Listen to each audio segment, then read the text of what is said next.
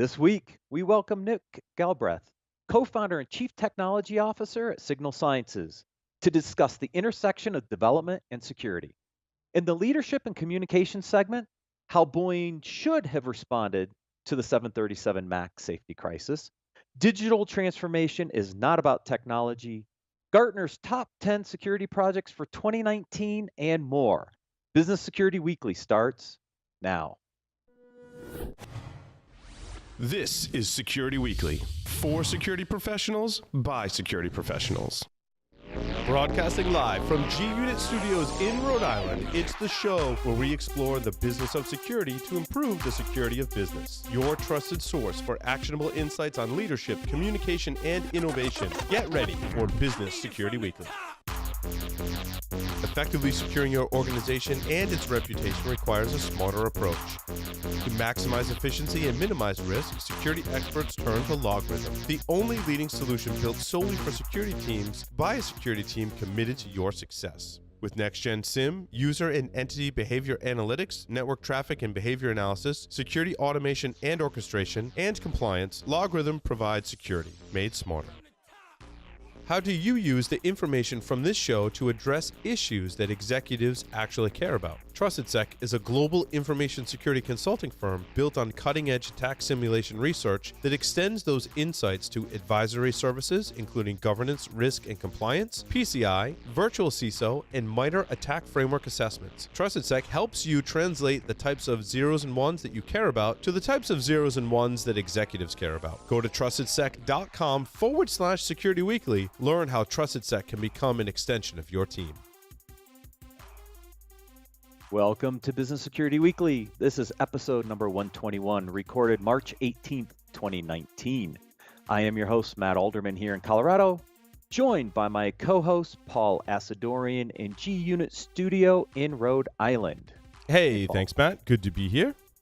I see you have your green on from yesterday. I do. I was going to wear this yesterday, but it was in the wash, so I decided to wear it today. Okay, good. Still in the St. Patrick's Day spirit. Right, sure. Why not? Register for our upcoming webcast with Logarithm and Recorded Future by going to securityweekly.com/webcast.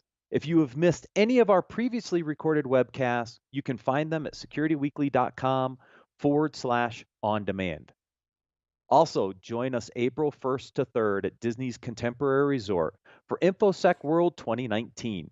Visit infosecworld.misty.com/security-weekly and use the registration code OS19-SecWeek for 15% off the main conference or World Pass. I will be presenting at the DevSecOps Summit on Saturday. We will also be recording at InfoSec World 2019.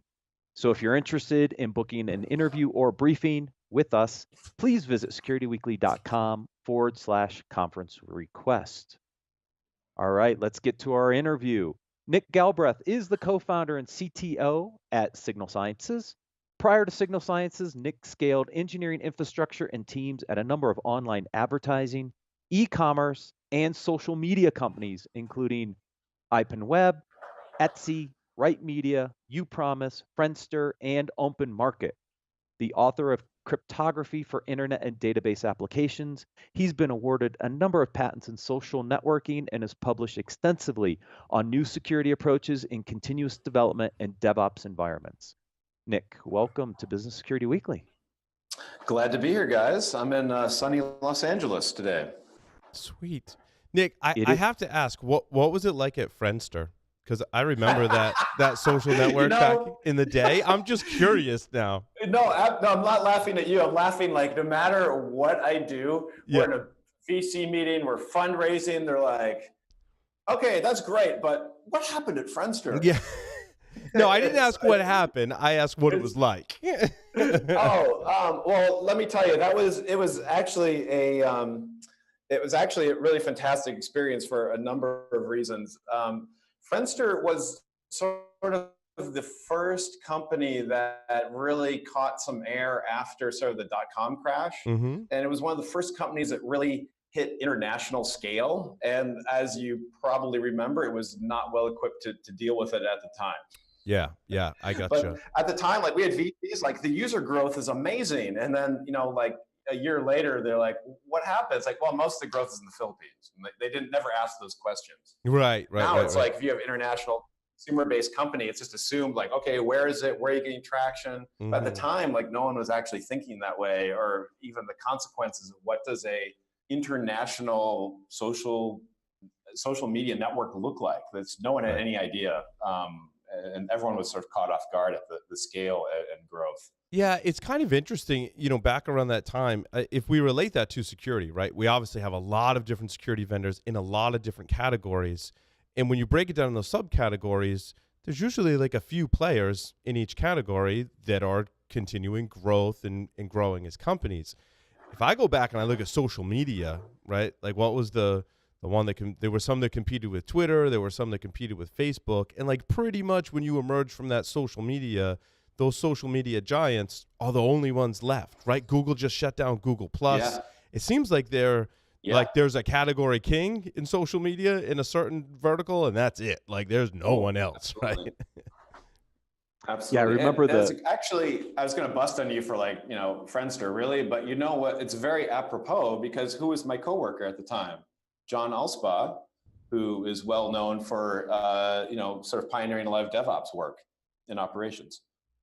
Yeah, And I worked with him again at Etsy actually years later. So it was kind of a nice reunion, which is where sort of a lot of the sort of techniques and sort of lessons learned from really protecting, massive e-commerce sites really came to focus on how I view security.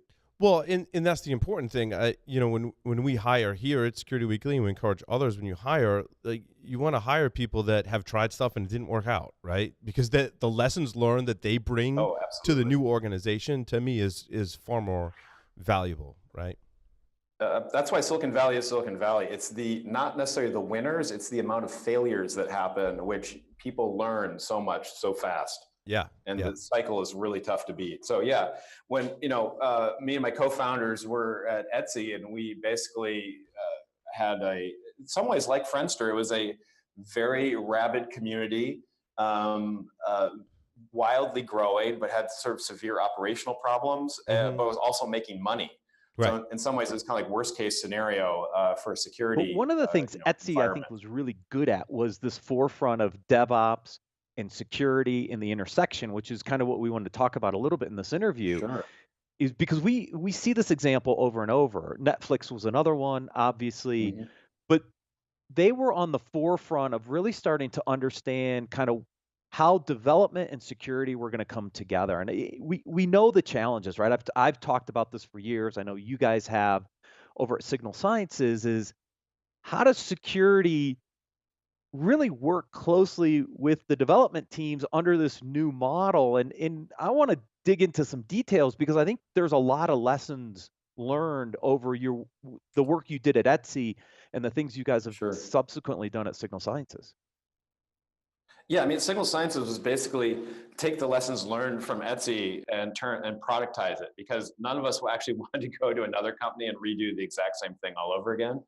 But the integration of security and engineering was it wasn't because we were super geniuses, or maybe we are, but the real issue was we had to do it because there was no other way of securing a site with that much exposure and that much change velocity that was happening at the time, as well as the operational issues when we first started and whatnot. So we really just had to try something new, just in order to save the company, to be quite honest. Hmm. Yeah.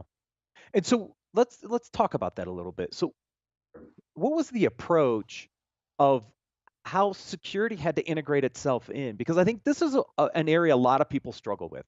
Traditionally, Sure. we've looked at security in a waterfall approach, kind of at the end of the line, a kind of, okay, security, do your thing before we release this code.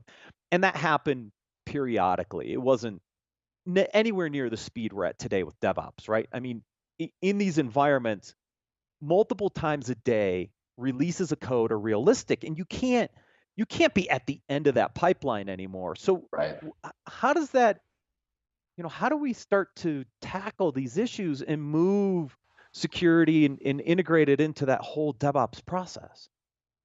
Yeah. So I mean, it's a tough answer to say in a short period of time, but there's basically, you have to sort of understand the risk of the different code deployments. So, front-end engineers working on CSS is something you typically, not always, but typically you don't have to worry about. And so what you really want to do is sort of instrument your process so you actually know what's high risk and what's not high risk. And let people doing low risk stuff do their low risk stuff, because you have much more important stuff to do. So how do you go about doing that? Sometimes it's flagging files. So if they change, you get alerted. There's certainly a large portion on static analysis, which has to run at every check-in. You can't do it once a week or even once a day. It has to run every check-in. So that is likely to change a lot of the engineering processes, because a lot of the scanners, they're slow or lots of false positives. So you really have to spend some time being on top of that, and then sort of doing deltas from like a known good or what's changed from yesterday to get a handle on what actually is happening. Right. And so obviously that static analysis is part of the build check-in and the build process. Absolutely. Is super critical. That said, nothing's perfect, right? And so the other thing we did is, instead of shift left, which we certainly did a lot of stuff, the faster you can tell an engineer something's wrong, security, operational, QA, whatever it is, the sooner you can tell the engineer, the better. So absolutely, shift left, get that information to developers. But at the same time, especially when we were at Etsy, but I think not dissimilar to most sites, there's a whole bunch of legacy stuff. There's a whole bunch of like unknowns. So the other thing is instrumenting your application so you can see attacks and problems in real time. That helps you sort of prioritize, what to look at, where to go, and how to do things. So in some ways, it's like, by all means, push shift left as hard as you can. But at the end of the day, once your code's in production, you need something telling you what's going on as well. Yeah, and I think that's a gap we've had traditionally. The developers maybe not putting the right data logging information that we need. Then we've seen security try to do it kind of from outside the application, where you've tried to add capabilities to kind of look at that runtime. I've seen shifts back to trying to embed some of that instrumentation into the app, but that also creates some interesting challenges, I think, for the developers, right? If it requires a new library or a set of APIs or SDKs to be integrated, does that slow down development? So I'm curious, what are some of the effective ways to really get that instrumentation, but also not really impacting development? Because I think that's one of the challenges or kind of one of the pushbacks from the development teams a little bit. Oh, absolutely. So every CISO, and I'm sure many of your audience members are sort of done with point solutions. They've bought solutions for Java, they've bought a solution for .NET, maybe they have something for PHP. Every time there's a new sort of element in the stack, it's like a new tooling, a new tool set. And that can get really expensive, not just in the upfront cost, but the time and training and management and things like that. So it definitely is a challenge for like large organizations, which basically have one of everything, right? Like the larger the company, the more diverse the ecosystem is. So it is a challenge on instrumenting things, in a way that's scalable. So, Right. Most companies have some crown jewels that it's a little easier to get some argument, win some fights over, what gets instrumented or not. But then you have this huge backlog of legacy stuff that's challenging to instrument as well. Yeah, and Nick, I think you really hit on a great point there, and I think it kind of opens up people's perspectives, because, like, here at Security Weekly, for example, right, we've got one software project, right, that is critical to running the business. But when you start moving into larger and larger enterprises, right, now they've got multiple dev teams working on multiple projects, and they adopt different technologies and methodologies. And so you may have the greatest thing since sliced bread to improve your SDLC, but ultimately it's going to be running somewhere, and they may not have followed that same SDLC and used the same tools, right? If I'm hearing your thoughts correctly. Oh, absolutely. And then your legacy applications, like the scope and scale of them is fairly enormous, not just external, but internal as well. And, I remember a long time ago, I was in New York, I attended an OWASP meeting, and a CISO from one of the investment banks came on stage, and he's just like, oh yeah, the New York office has like 5,000 employees and we have 13,000 applications. Just like, good luck with that, man. Like that's going to be a really challenging job for you.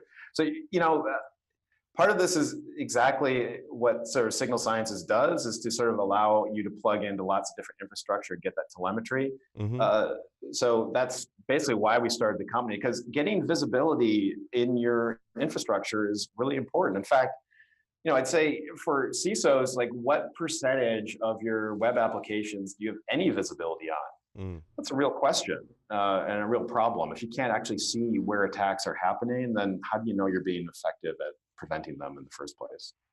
Right. Yeah, and of course, going back and rewriting on those legacy applications is not an easy task. No, it's exactly right. But for more, if you're doing new projects or you're moving to the cloud, Mm-hmm. you have some more choices. Yep. In sort of embedding, security up front, and that's where I think you can probably make the most impact. You make a lot larger impact if you're involved in the process. So yes, everyone's going to have a huge legacy overhang, but if you're doing a new project, thinking about how to really instrument the code and get feedback to developers as fast as possible in the pre-release cycle. Mm-hmm. And then, there's lots of choices in how to sort of get instrumentation for the real-time portion as well. But getting those sort of nailed up front and early, you can make a huge difference and really change the game and sort of the security posture of the application. Right.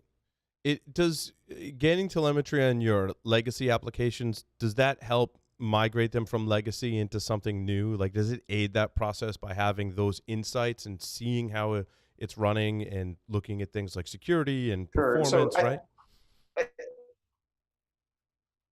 Yeah, it still is going to be a legacy application. I mean, the problem with like instrument code is you assume there's an engineering team even working on it, or the code's in source repository, or it's on a non-obsolete platform. Like, these are things like I see almost on a daily basis with some of our customers. It's like, well, we need protection, but there's actually no engineers on it. So how do you do that? But the thing that's important for security is, you think you know what your risks are, but until you see it, you don't know. So the example that comes to mind is, the public example that comes to mind would be the Zappos breach, which was, I'm sure they poured tons of money in their front-facing app and whatnot, but the breach was actually due through a customer service portal. And so if you can't protect what you don't know.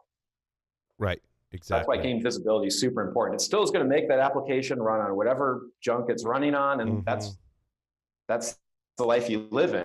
But at least you should know if people are looking at it. And we see this all the time. We're doing sales or something like that. They install us and they'll call us back and like, hey, did you launch an attack against us, or what's going on here? And it's like, what do you mean? It's like, well, we have this test system and we haven't advertised it. We're getting all this traffic from name your favorite foreign country that's no business looking at it. Like, how did they find it? It's just like, welcome to the internet, man. Like, that's how it works.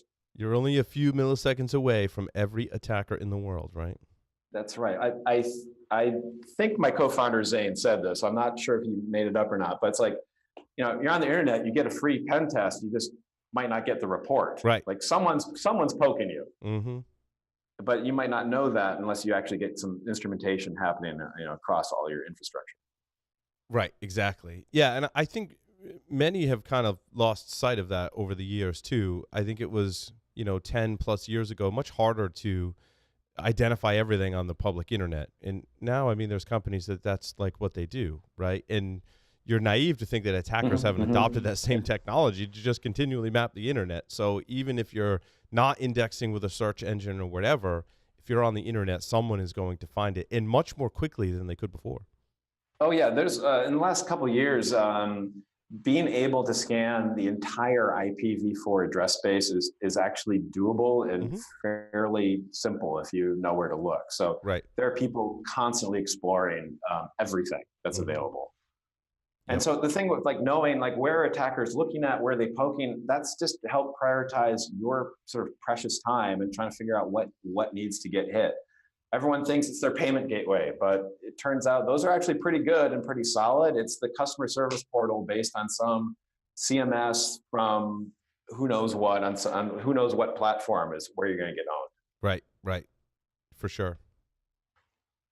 Yeah, so we know, we've been talking about this long enough that we know that that integration of security into DevOps. But I think the challenge that a lot of people have, including the CISOs, is where do they start? How do they start the dialogue? How do they break down maybe some of the communication barriers? Because development's a different team. It may be a peer group, it may not be a peer group. How should organizations start to tackle just the communication aspects of what should we be doing as an organization? Great question. And every organization is certainly come up with different answers or solution to it. But the very first step is, for CISOs or even security people, this is what I would do. Let's say it's my day one, I'm CISO somewhere, is I'd be setting up one-on-ones with the VP engineering or CIO as frequently as they'll let me do. And I'd certainly set up a whole bunch of sort of lunch and learns and whatever, just to try and lure some engineers in. The more you can sort of engage engineers on sort of what your pain points are, absolutely the better. And it turns out engineers are actually really interested in security. They're just not necessarily incentivized as part of their job to worry about it like security professionals are, obviously. So first up is this sort of creating informal communication patterns, and then you can start sort of working up the dialogue of like, well, how should we go about doing this? Because you can't do it on your own. You're not the ones creating the bugs, right? In AppSec, it's other people, right? So you have to sort of figure out how to bridge that gap, and that's where trying to get static analysis and scanners in is really challenging, because that does slow down development. That does slow down the check-in process, or it certainly can if you're sort of done naively. So that is a real challenge, but like starting the dialogue and how to do it. Thinking this is very challenging for CISOs to do, especially in this job market, but actually hiring engineering staff, actual engineers, not just security people in your team, makes a huge difference, because you're not draining resources from engineering, or at least that's not the perception anymore. So you're able to actually work on projects yourself independently from the engineering team to improve security. Those are just a couple ideas to get started. And then certainly, working with operations, you can get some instrumentation on the real-time application.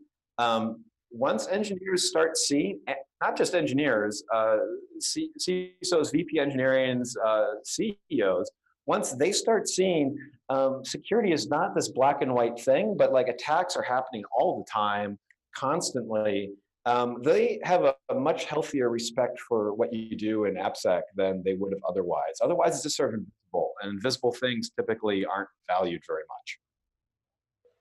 Right. So bringing that visibility in that, look, your applications are constantly under attack. We all want to do a better job for the company. So by giving that visibility, maybe it helps produce better code, more secure code on the other side, because they have that visibility that they didn't have before. Even more than that, many people have gone through, whatever compliance required security training is, and it's like, oh yeah, parameterize your SQL queries, or whatever they say. But if you ask most engineers, well, have you actually seen an actual SQLi attack, like probing your site for something? Like 99.9% of the time, they'll say like, no.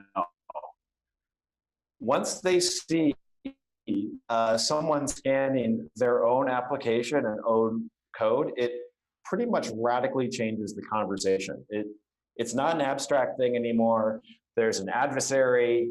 It really changes the dialogue quite a bit, makes them much more receptive to security training, security dialogue, and just sort of understanding the problem space that CISOs are trying to solve. Yeah, agreed. So that's great. That's some ideas across. That's kind of that lateral peer-to-peer kind of move. But now, if I'm the CISO, what are those things I should be tracking and communicating upwards? Because I think that's the other challenge.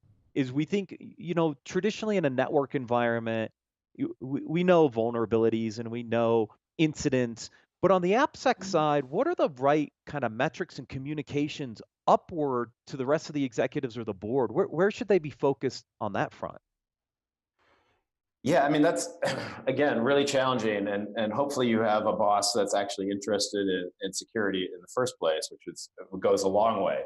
But the first step is sort of, one thing I really like is what % of your systems you have any understanding of. because that's a number, and my guess is the number is going to be pretty bad.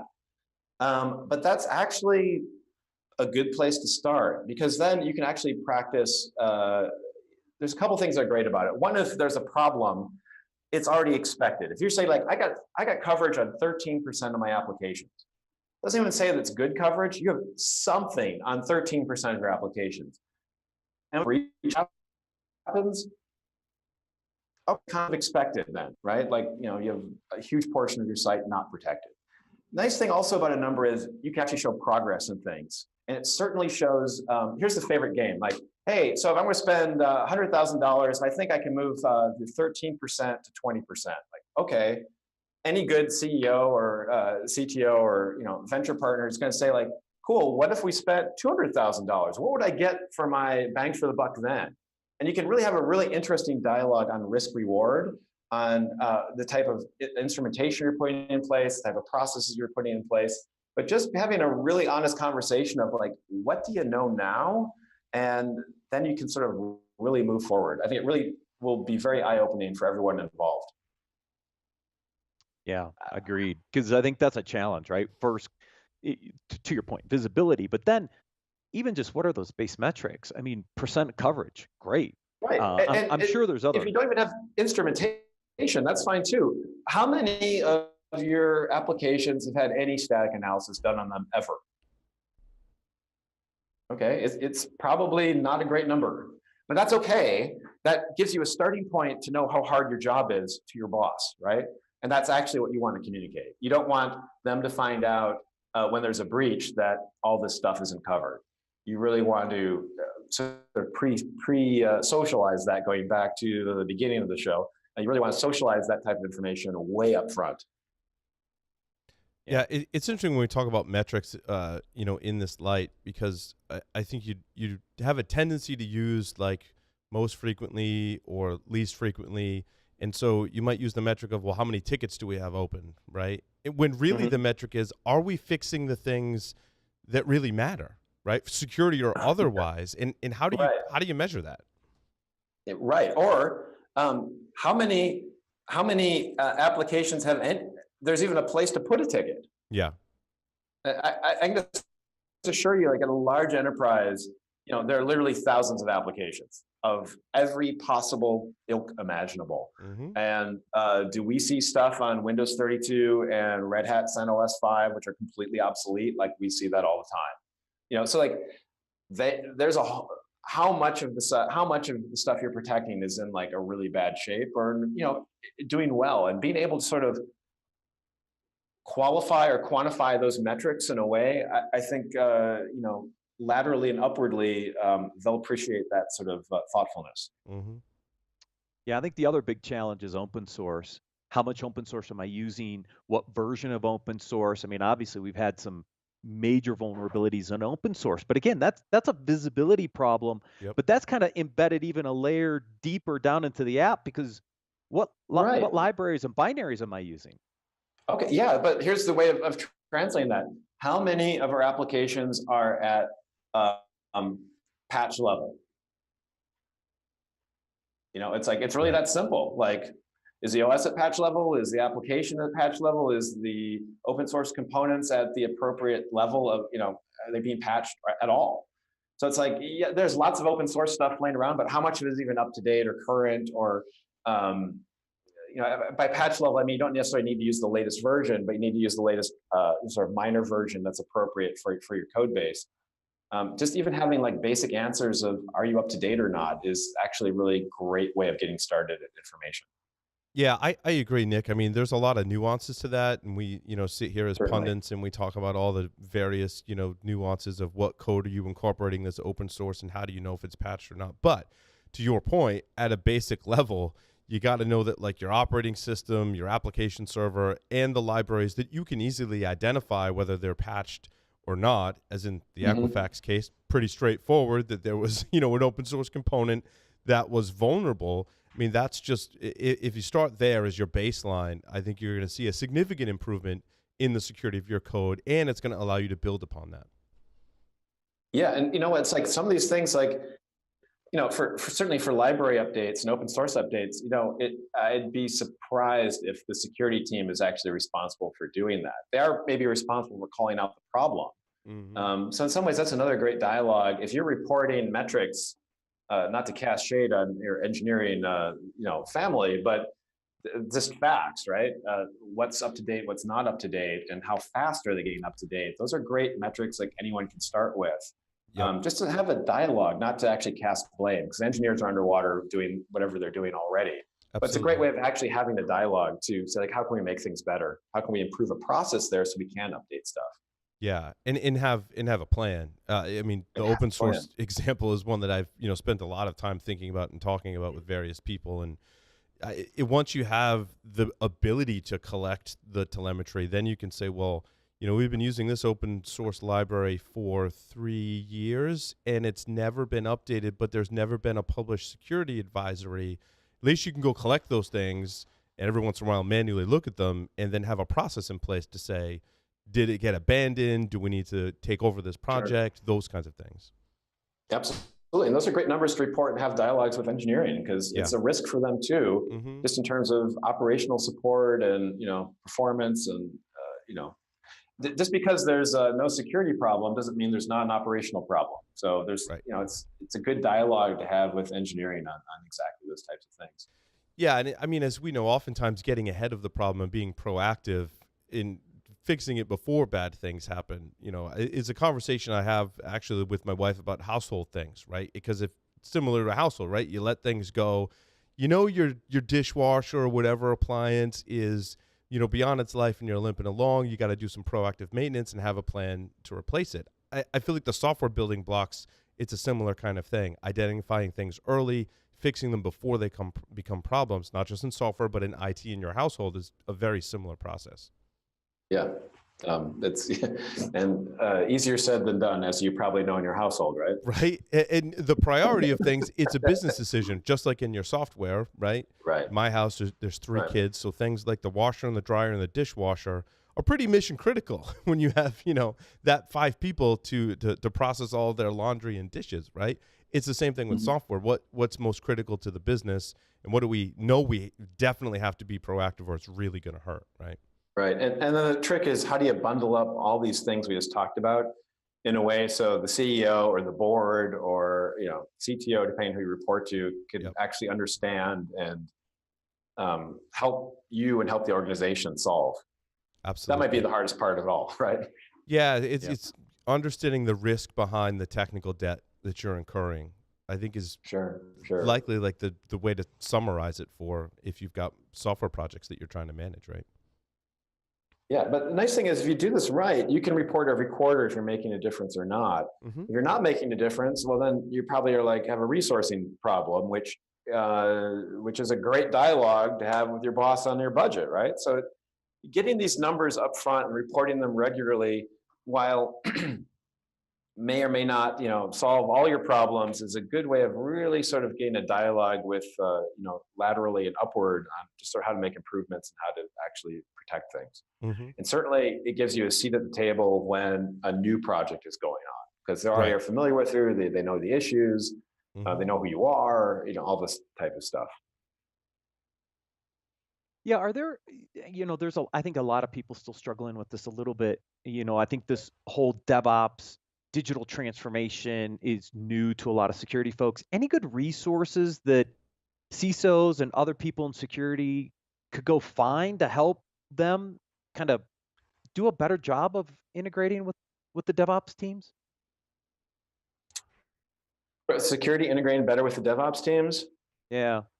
Well, okay, yeah, so there's a couple things, and that is, so you do have a DevOps team, or there's some pipeline, or you have some, a release cycle. I mean, like, hey, when I was doing this 5 years ago, if you were able to deploy on demand, that was a big deal, as opposed to going through like a QA process for 3 weeks and then having another process to release the code. If you have like something where you're able to actually release code on demand as needed, which I think most DevOps pipelines do. Maybe it's homegrown, maybe it's through Jenkins, maybe it's through Travis CI, maybe it's through AWS and Google Azure. They all provide some type of code building and release pipeline stuff. That's where you can sort of get in and insert your static analysis tools. Even my advice on that is do the dumbest, lightest, cheapest thing possible, because my guess is that is going to turn up stuff. You don't need the most sophisticated stuff to get started. You just need to get in line, and then you're going to start seeing stuff. And from there, you can expand outward. But step one is just whatever the dumbest static analysis check is you can possibly think of. If it's using grep to find problems in code, stick that in the build pipeline so you can spot things right away. You want to know about unused crypto? Great, go grep for MD5 in your code base. Every release. If someone pushes out some busted crypto, you're going to find it. You're going to get an alert on it, and you're going to be able to sort of remediate it and find it faster that way. So that'd be my first step: is just get in the build release pipeline. Yeah, I think that's the biggest challenge is where do they start? Because where do they start, right? I think the first step is like, well, go find out. One is get that dialogue with the DevOps people, and let them know who you are, and you can do some lunch and learns, or go to their lunch and learns actually, and then figure out like, hey, so I'm everyone's got different problems. I don't know what language it is, but if you can make a check that's greppable, you can just scan source code in the dumbest way possible. And just then have a dialogue like, how can I get this check in so I know, not blocking the release, just so you know something is happening. I think that's a pretty reasonable first step, because your first check will have lots of false positives or not, or it might have an enormous amount of work, or it might have none. But if you're just saying like, hey, I just need to know what's going on, I'm not going to block the release, not yet anyway. That's a pretty reasonable request to ask, for anyone who's working on the build pipeline. But the first step one is getting that dialogue going. If you don't have the dialogue, nothing's happening. Yeah, I think that's the hardest one for security to have right now. To get started, like you should go out to lunch. You should go find out what their problems are. It's a two-way street, right? Like they have their own issues of stuff they're battling and working on, and the perspective from the outside, like everything's just wonderful and perfect in DevOps land. It's not. They're just people too with limited resources trying to get stuff done for the business as well. So go have lunch. Go find out what they're working on. Go find out how they might be able to help you, or more importantly, how the stuff they're building you can leverage yourself. Yeah, that's good. Paul, any more questions for Nick while we have him? No, good. That was an awesome discussion. Loved it. Nick, thank you very much for joining us on Business Security Weekly. Okay, well, next time we'll do a Friendster tell-all. No. That's right. Come on, PSW for that, right? Right on. Thanks, guys. Thanks, Nick. Thank you. If anyone wants to learn more about Signal Sciences, please visit securityweekly.com/Signal Sciences. We'll take a quick break and then cover the leadership and communications articles for this week.